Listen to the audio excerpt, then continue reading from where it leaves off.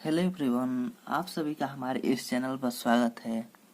आज हम इस वीडियो से एनसीईआरटी कक्षा 11 के समुच्चय का वीडियो नंबर 6 पढ़ रहे हैं। ठीक है, ये एक्सरसाइज 1.4 का इंट्रोडक्शन होने वाला है। ठीक है, तो देखते हैं इसमें पहला पॉइंट जो वेन आरेख यानी वेन डायग्राम। तो देखते हैं वेन डायग्राम होता क्या है।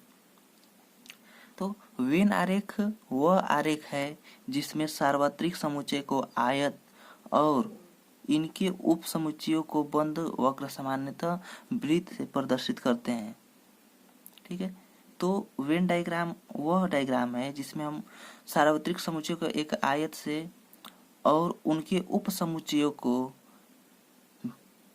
वृत्त से प्रदर्शित करते हैं। ठीक है, वेन आरेख का नाम जॉन वेन के नाम पर रखा गया है। ठीक है गाइस, तो सबसे पहले तो हम लोग एक सार्वत्रिक समुच्चय U लेते हैं। ठीक है, तो चलिए 1 2 3 4 5 6 7 8 9 10। ठीक है, एक और सेट A इक्वल्स टू हम लोग लेते हैं 2 4 6 8। ठीक है, और एक दूसरा सेट हम लोग B लेते हैं 4 6। ठीक है,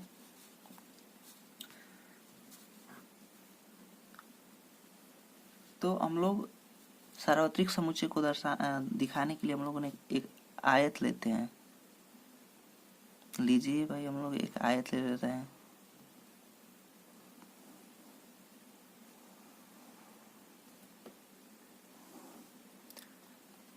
अब इस आयत में हम लोग सार्वत्रिक समुच्चय के सभी अवयवों को क्या लिखते हैं। तो चलिए लिख दिया हम लोगों ने। देखिए 1 2 3 4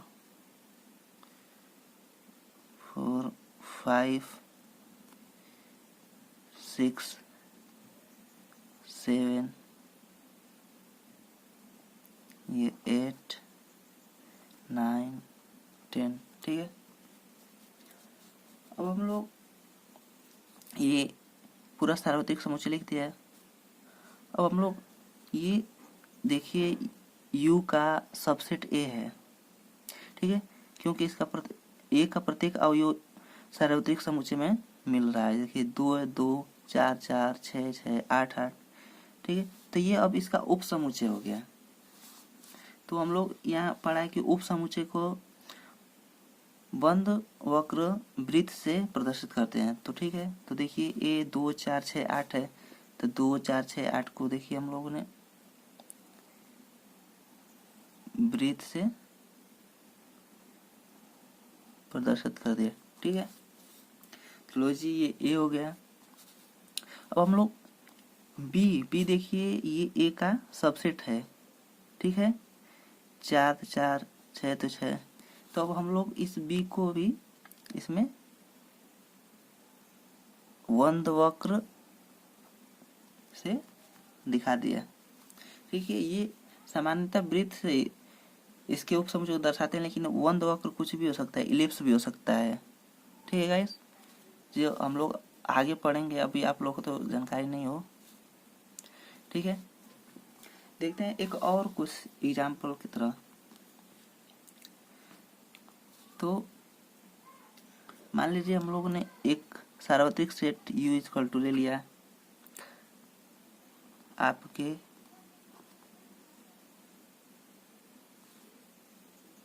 विद्यालय के सभी विद्यार्थियों का समुच्चय। ठीक है, और एक ए सेट ले लिया हम लोगों ने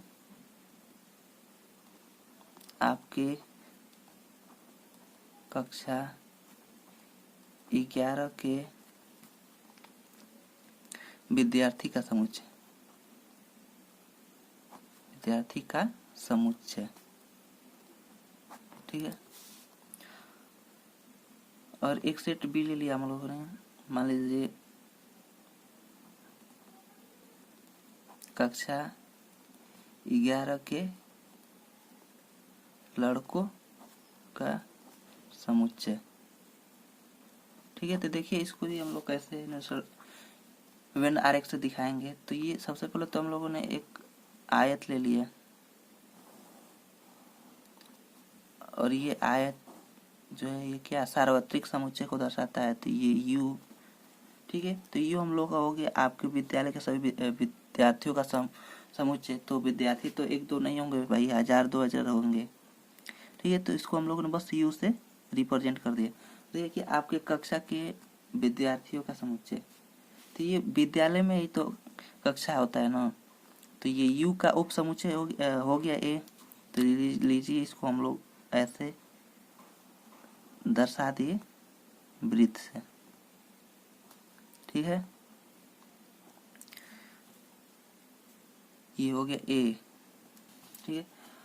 और ये दिया बी, फिर बी कक्षा 11 के लड़कों का समुच्चय, तो ये जो होगा बी ए का सबसेट ही तो होगा,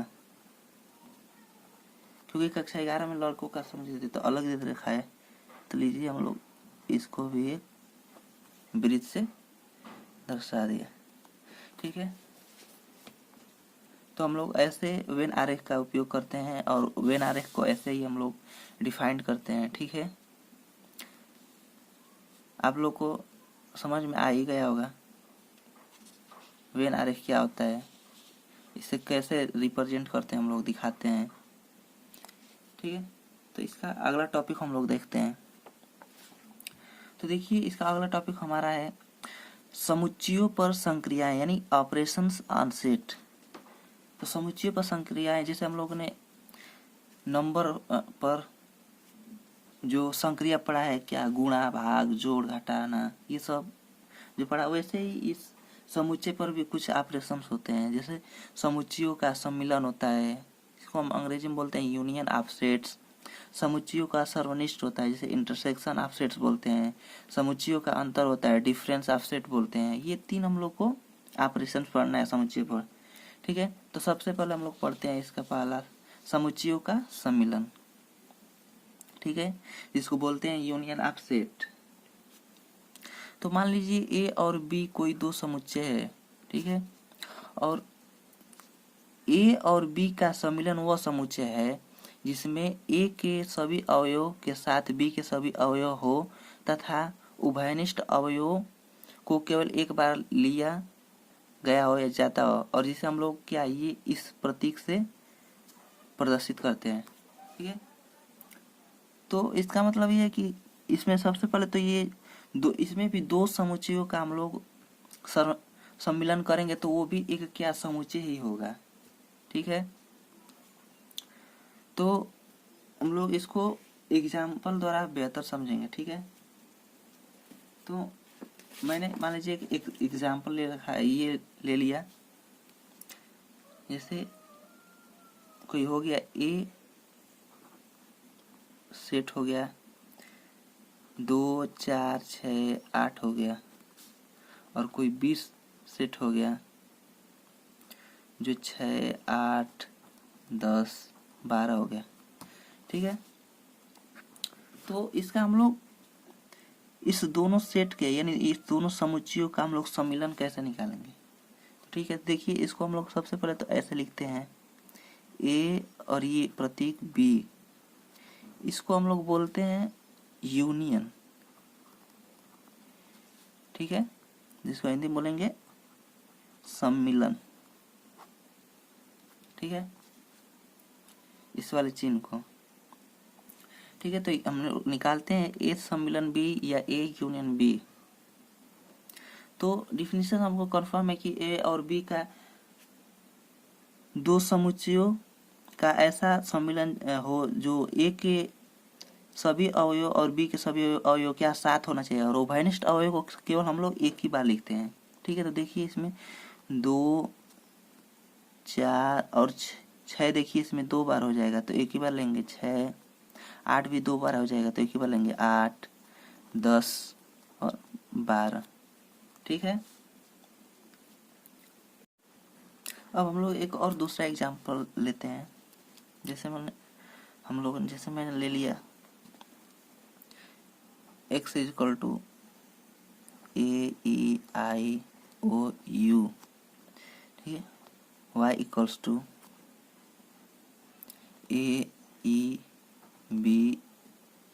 ठीक है। तो इसका हम लोग निकालते हैं x यूनियन y, ठीक है। तो ये हम लोग का हो जाएगा a, इसमें 2 बार है लेकिन एक ही बार लेंगे क्योंकि हम लोग केवल एक ही बार एलिमेंट को लिखते हैं, उभयनिष्ठ को नहीं लिखते हैं। तो a इसमें भी 2 बार है तो एक ही बार लेंगे EIOUBC, ठीक है। यानी ये यूनियन जो होता है ये दोनों सेटों को एक दूसरे में क्या कंबाइंड कर लिख लेते हैं, ठीक है। अब हम लोग इसको देखिए मैथमेटिकल लैंग्वेज में कैसे लिखते हैं। ए यूनियन बी को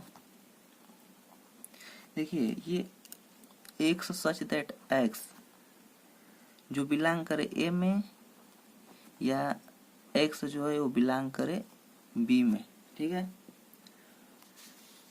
तो इसको हम लोग ऐसे लिखते हैं देखिए। और वेन डायग्राम से हम लोग इसको कैसे रिप्रेजेंट करेंगे यानी दर्शाएंगे। तो ये हम लोग का हो गया आयत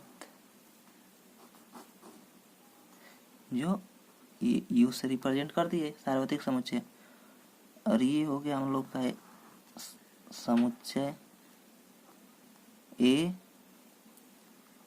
और ये हो गया हम लोग का समुच्चय बी, ठीक है। तो इसको हम लोग ऐसे ऐसे दिखाते हैं। ये जो ए का पूरा एलिमेंट है इसको, और ये बी का भी पूरा, ये जितना हम लोगों ने सेलेक्ट किया है सब क्या है, ये ए यूनियन बी है। इसको ऐसे ही दर्शाते हैं, ठीक है। अब हम लोग का नेक्स्ट टॉपिक जो है वो देखते हैं, समुच्चयों का सर्वनिष्ठ, ठीक है। ये हम लोग का नेक्स्ट टॉपिक है। तो देखिए समुच्चय ए और बी का सर्वनिष्ठ उन सभी अवयवों का समुच्चय है जो ए और बी दोनों में उभयनिष्ठ है, और इससे ये जो सिंबल है इससे प्रदर्शित करते हैं, ठीक है।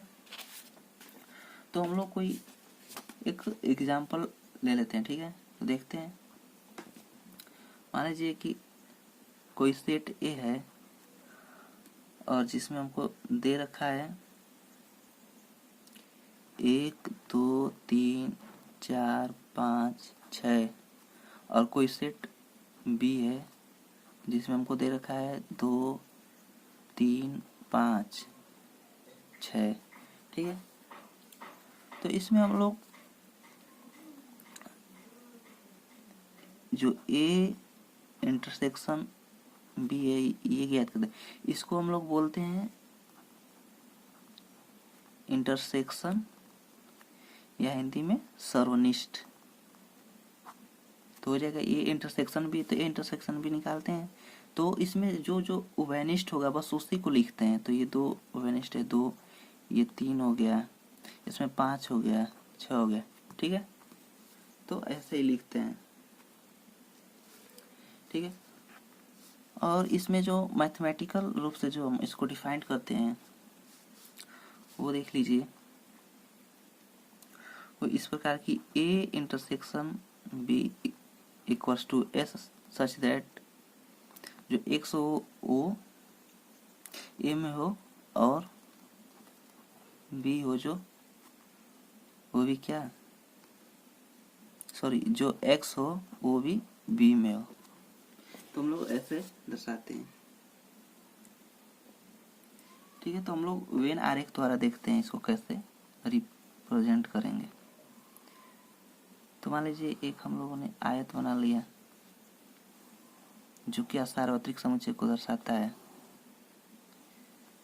ठीक है। ये हो गया। और एक सेट है ए, ठीक है, और ये एक सेट बी है। तो इसमें देखिए इसका उभयनिष्ठ जो बिंदु होगा वो सिर्फ यही होगा, ये वाला उभयनिष्ठ है, क्योंकि इसमें का है और इसमें दोनों में का ये यहाँ है। तो क्या इसको हम लोग क्या भर देंगे ऐसे, यही वाला एरिया हम लोग का इंटरसेक्शन है, ठीक है। तो यही ए इंटरसेक्शन बी है, ठीक है। हम लोग एक्सरसाइज करेंगे तो और अच्छे से समझ में आएगा हम लोग को आगे, ठीक है। हम लोग अगला टॉपिक देखते हैं, समुच्चयों का अंतर, यानी कि डिफरेंस ऑफ सेट्स। चलिए देखते हैं, समुच्चयों ए और बी का अंतर उन अवयवों का समुच्चय है जो ए में है किंतु बी में नहीं। मतलब क्या, अर्थात ए में से बी के अवयव हटाने पर जो शेष समुच्चय बचता है उसे एक से बी का समुच्चय अंतर कहते हैं, ठीक है। जैसे हम लोग एक एग्जाम्पल है दिया है, ए इज इक्वल टू 1 2 3 4 5 6 8, ठीक है, और बी इक्वल टू 2 4 6 8, ठीक है। तो इसका हम लोग a माइनस बी देखिए निकालेंगे तो होगा 1 3 5, क्योंकि जो ये b का हम लोग a में से b का प्रत्येक अवयव को निकाल लेंगे, जो b का अवयव उसको निकाल कर जो बचेगा उसको हम लिख लेंगे। जैसे देखिए ये 2 है तो 2 इसमें है तो 2 को हम नहीं लेंगे, इसको निकाल लेंगे, ठीक है। 4 यहाँ है तो 4 यहाँ भी इसको निकाल लेंगे, 6 यहाँ है तो 6 यहाँ इसको निकाल लेंगे, 8 है तो 8 निकाल लेंगे, जो बचेगा वो ले लेंगे। तो 1 3 5 यही ना बचा है, तो 1 3 5 ये हो जाएगा, ठीक है। ये देखिए ये कुछ सम्मिलन की संक्रियाएं के कुछ गुणधर्म है। जैसे पहला जैसे दे रखा है A union B is equal to B union A, जिसको हम लोग बोलते हैं क्रम विनिमय नियम। और ये है ए यूनियन बी और union C is equal to, जो A union B union C, ये साहचर्य नियम है। हम लोग इसका उपयोग हम लोग अगले क्वेश्चन में करेंगे। ये जैसे A union five is equal to A होता है, इसको तत्समक नियम कहते हैं। और ए यूनियन ए जो ए होता है इसको वर्ग सम नियम बोलते हैं। और ये U union A equal to U होता है, इसे यू का हम लोग नियम बोलते हैं, ठीक है। इसका उपयोग हम लोग क्वेश्चन में करेंगे तो आप लोग को अच्छे से समझ में आएगा। और ये है इससे सर्वनिष्ठ संक्रिया के कुछ गुणधर्म जो है, जो पहला है A intersection B equal to B intersection है, कर्म विनिमय नियम जिसे हम लोग बोलते हैं। इसको ए इंटरसेक्शन बी और intersection C equal to A intersection B और बी इंटरसेक्शन सी, जिसको हम साहचर्य नियम बोलते हैं। और phi intersection A equal to phi union intersection A equal to A, इसको हम फाई या यू का नियम भी बोलते हैं, ठीक है। वैसे ये है A union A equal to A, जिसको वर्ग सम हम लोग बोलते हैं। और ये देखिए इसमें एक वितरण या बंटन नियम देखिए एक बड़ा है। जैसे ए इंटरसेक्शन जो होता है B union C equal to A intersection B और यूनियन ए इंटरसेक्शन सी, ठीक है। तो इसका उपयोग हम लोग क्वेश्चन में करेंगे तो आप लोग को अच्छे से समझ में आएगा।